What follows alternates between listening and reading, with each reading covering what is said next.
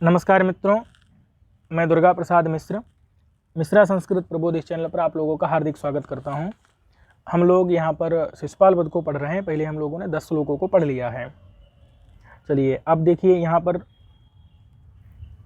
नारद जी के पीछे पीछे देवता आ रहे थे। उन देवताओं को लौटा करके नारद जी का द्वारिका आगमन का वर्णन यहाँ पर कवि कर रहे हैं। माने नारद जी द्वारिका में प्रवेश कर रहे हैं, इस बात को कवि बता रहा है। निवर्त्य सोनुव्रजतः कृता नती नतीन्द्रिय ज्ञान निधिर्नभः सदः समासदत् सादित दैत्य संपदः पदम महेन्द्रालय चारुचक्रिणः। निवर्त्य, निवर्त्य देखिए, नी पूर्वक व्रत धातु का प्रयोग हो, इसका मतलब होता है लौटाना। निवर्त्य यानी कि लौटा करके। सह माने नारदः, सह शब्द का अर्थ पूछा जाएगा आपसे, तो सह यानी कि नारदः। किसको लौटा करके? अनुव्रजतः, अनु मतलब होता है पीछे पीछे, व्रजतः मतलब होता है आने वाले। तो हाँ, अनु माने पीछे पीछे, आगच्छन्तः माने आने वाले। जो पीछे पीछे लोग आ रहे थे उनको निवर्त्य यानी कि लौटा करके। कौन लोग भाई साहब पीछे पीछे आ रहे थे? नभः सदः, नभसि सीदन्ति गच्छन्ति इति नभः सदः। नभ में यानी आकाश में जो लोग चलते हैं उनको नभः सदः कहते हैं। बात समझ में? एक नहीं माने कि देवता। और उनका विशेषण क्या दिया है? कृतानतीन, कृताः आनतयः, यही ही कर ली है। आनति कहते हैं प्रणाम को, कर लिया है प्रणाम जिन देवताओं ने। ऐसे कृतानतीन यानी कि देवताओं को। नभः सदः ये द्वितीय बहुवचनांत है, यानी कि नभः सदो यानी देवताओं को लौटा करके। अनुव्रजना माने पीछे आते हुए, उनको निवर्त्य माने लौटा करके। किसने लौटाया? सह यानी कि नारद ने। और नारद कैसा है? अतीन्द्रिय ज्ञान निधि, अतीन्द्रिय ज्ञान का निधि है। अतीन्द्रिय जो पदार्थ हैं, जो कि हम अपनी इंद्रियों से देख नहीं सकते हैं, उनके भी ज्ञान का निधि यानी भंडार है नारद। बात समझ में है कि नहीं? और वो नारद कहाँ माने समासदत यानी प्राप्त किए। किसको प्राप्त किए? पद को। पद मतलब होता है घर, स्थान। किसके स्थान को? चक्रिणः, चक्रः अस्य स्थिति चक्री, माने कि चक्र है जिसका। चक्रम अस्य स्थिति माने चक्र वाले जो हैं, कौन हुए? भगवान श्री कृष्ण हैं। तो उन चक्रिणः, ये षष्ठ्यंत है, माने चक्रधारिणः, चक्रधारी भगवान श्री कृष्ण के पद को यानी कि घर को प्राप्त किए। कौन प्राप्त किए? नारद जी समासदत यानी कि प्राप्त किए। और वो पद जो यानी कि घर है, वो किस प्रकार का है? महेंद्रालय चारु, महेंद्रालय की तरह चारु है। महेंद्रालय मतलब महेंद्र यानी कि इंद्र, और आलय यानी कि उनकी नगरी अमरावती। उसकी तरह चारु यानी कि सुंदर है। कौन? पद, पद यानी घर। किसका घर? चक्रिणः यानी श्री कृष्ण का घर। और चक्रिणः में विशेषण दिया है सादित दैत्य संपदः। सादित कहते हैं ध्वस्त कर दी गई हैं, मिटा दी गई हैं दैत्यों की संपत्तियां, जिनके द्वारा। बहुव्रीहि है। सादिताः दैत्य संपदः येन, सादित कर दी गई हैं, विध्वस्त कर दी गई हैं दैत्य संपत्तियां जिसके द्वारा। ऐसे चक्री के पद को, घर को, महेंद्रालय की तरह चारु पद को समासदत यानी प्राप्त किए। कौन? सह यानी नारद जी। अतीन्द्रिय पदार्थों के ज्ञान के निधि यानी भंडार। और लौटा करके नभा सदा माने नभ में जो सीदंती यानी चलते हैं देवताओं को। कृतानतीन माने कर दी है, आनति यानी प्रणाम जिन्होंने। कृताः आनतियः, यही ऐसे कृत प्रणामान देवान। अनुव्रजतः माने पीछे पीछे आने वालों को। निवर्त्य यानी लौटा करके। सह नारदः समासदत यानी प्राप्त किए चक्री के पद को, यानी कि श्री कृष्ण के घर को। चलिए, तो अतीन्द्रिय ज्ञान निधि माने अतीन्द्रिय पदार्थों के ज्ञान के निधि। सह यानी नारद जी। कृतानतीन यानी प्रणाम करने वाले। अनुव्रतः माने पीछे पीछे आने वाले गगनचारी देवों को। नभासदा यानी कि गगनचारी देवों को। निवर्त्य यानी लौटा करके। साधित दैत्य संपदा माने दैत्यों की संपत्तियों को नष्ट करने वाले श्री कृष्ण के। चक्रिणः श्री कृष्ण के, षष्ठी एक वचन है। चक्री के, चक्री चक्र से इन्हीं हुआ है। महेंद्रालय चारु इंद्र भवन सदृश सुंदर स्थान को, भवन को, पद को माने स्थान को, भवन को समासदित यानी प्राप्त हुए। तो यहाँ पर कौन सा भाई साहब अलंकार अगर पूछा जाए तो महेंद्रालय की तरह चारु है भगवान श्री कृष्ण का घर, इसलिए यहाँ पर उपमा अलंकार बन जाएगा। और नति नति, कृता नति नति, समासदत सादित, इसलिए यहाँ पर जो है। और पदम संपदः पदम, यहाँ पर जो है देख लीजिए लिख रखा है इन्होंने, नति नति पदः पदम, यहाँ पर द्वयोः व्यंजन युग्मयोः, व्यंजन के जोड़ों का असकृत आवृत्ति होने से 6 का अनुप्रास अलंकार है और अन्यत्र वृत्त्यनुप्रास है और दोनों की संसृष्टि है। संसृष्टि यानी कि निरपेक्ष रूप से स्थिति है।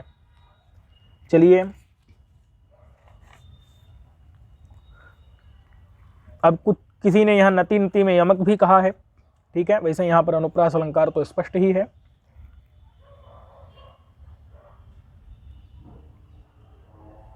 अब इस श्लोक में बता रहे हैं कि श्री कृष्ण ने नारद जी का स्वागत किस प्रकार से किया, अर्थात नारद जी जब तक भूमि पर जमीन पर पैर भी नहीं टिका पाए, तब तक पैर भी नहीं रख पाए, तब तक श्री कृष्ण जी अपनी पीठ से उठ करके खड़े हो गए।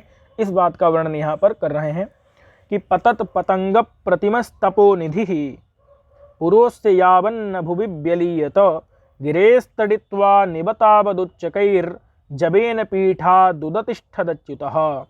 पतत पतंग प्रतिमस्तपो निधि, देखिए पतत का मतलब होता है गिरता हुआ, पतंग यानी सूर्य, और प्रतिमा यस्य, पतत पतंग यानी सूर्य, गिरते हुए सूर्य की प्रतिमा यानी तुलना उपमा है जिसकी, ऐसा तपोनिधि माने तप ही है निधि जिसकी, तो तप का जो निधि है, भंडार है, सागर है, ऐसे कौन हो गए? भगवान नहीं माने मुनि नारद जी। तपोनिधि कौन हो गए? नारद जी।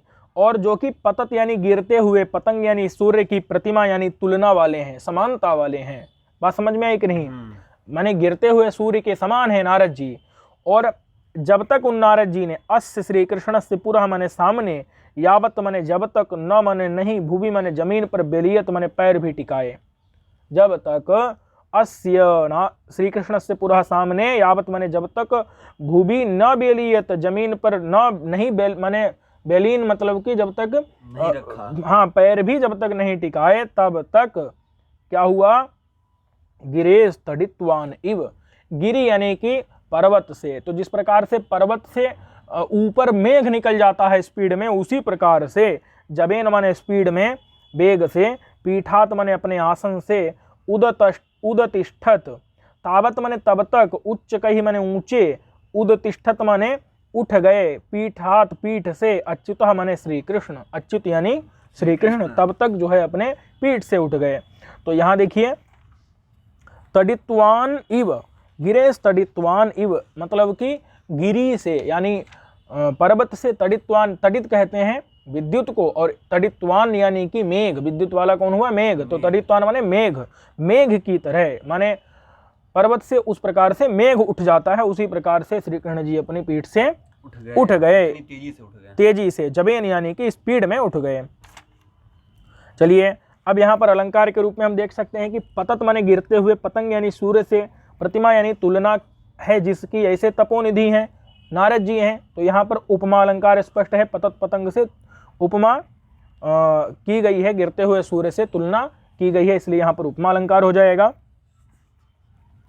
परीक्षा भी है क्या? और गिरेश तडित्वान इव, गिरी से तडित्वान की तरह, तो यहाँ पर भी जो है उपमा अलंकार माने हो जाएगा, गिरी से तडित्वान यानी कि मेघ की तरह, आकाश से जिस प्रकार से मेघ ऊपर उठता है उसकी तरह श्री कृष्ण जी अपनी पीठ से उठ गए। यहाँ पर भी क्या है? उपमा अलंकार है। चलिए माने उपमा अलंकार ही, इसमें उत्प्रेक्षा नहीं है। कुछ लोग उत्प्रेक्षा मानते हैं तो वो ठीक नहीं है। मल्लीनाथ ने यहाँ पर जो है उपमा कहा है, ठीक है। पतत पतंग प्रतिमा माने कि आकाश से उतरते हुए सूर्य के समान, तपोनिधि ही माने तपोनिधि, देदीप्यमान, तपोनिधि यानी नारद जी अस्य पुरहा इन श्री कृष्ण के सामने, भूमि यावत न बेलियत भूमि पर जब तक टिक भी नहीं पाए, तब तक गिरेश तडित्वान, श्री कृष्ण जो है पर्वत से विद्युत युक्त मेघ के समान, तडित्वान यानी कि बिजली वाला मेघ, उसकी तरह, उच्चकई ही पीठात उन्नत सिंहासन से, जबेन माने शीघ्रता से, उदतिष्ठत शीघ्र ही उठ खड़े हुए। तो पतत पतंग प्रतिमा में क्या समास हुआ है? यहाँ पर बहुव्रीहि समास है। पतन यह पतंग, गिरता हुआ जो सूर्य, वह सह प्रतिमा उपमानम यस्य सह पतत पतंग प्रतिमा, ठीक है। तपोनिधि यानी कि नारद जी, तडितः अस्य संतीति, तडित्वान माने मेघ, गिरेह माने पर्वत से, शैल से, अच्युत यानी कि हरि। और यहाँ पर जो है एक मनुस्मृति का वाक्य लिखा है कि ऊर्ध्वम प्राणा ही उत्क्रामंति यूनः स्थविर आयति प्रत्युत्थानाभिभादाभ्याम पुनस्तान प्रतिपद्यते। यानी कि जब कोई स्थविर यानी कि वृद्धजन गुरुजन आ जाता है तो यूनः यानी कि युवक के प्राणः ऊर्ध्वम उत्क्रामंति, प्राण ऊपर चढ़ जाते हैं, और जब वो प्रत्युत्थान और अभिवादन करता है तो फिर से उन प्राणों को वह प्राप्त करता है, यानी कि प्राण फिर से अपने स्थान पर आ जाते हैं। इसलिए श्री कृष्ण जी उनके सम्मान में उठ खड़े हुए। और यहाँ पर जो है पतत पतंग है इत्यत्र पतंग से पतना संभवात कह रहे हैं कि पतंग भाई साहब जो सूर्य है वो तो गिर नहीं सकता, इसलिए यहाँ पर अभूतोपमा ये आचार्य दंडी प्रवृत्ति कहते हैं, और यही इनका भी मत माने मल्लीनाथ का भी यही मत है। और कुछ लोग कहते हैं कि यहाँ अप्रसिद्ध जो है, माने कि पतंग का तो पतन अप्रसिद्ध है, इसलिए उपमा नहीं दे सकते यहाँ पर, तो इसलिए उत्प्रेक्षा है, ये आधुनिक अलंकारिक कहते हैं। तो हम जो है प्रायः यहाँ पर उपमा अलंकार एक अलंकार मान करके चल सकते हैं, और आपसे ऐसा कुछ विवादास्पद प्रश्न प्रायः पूछा नहीं जाता है।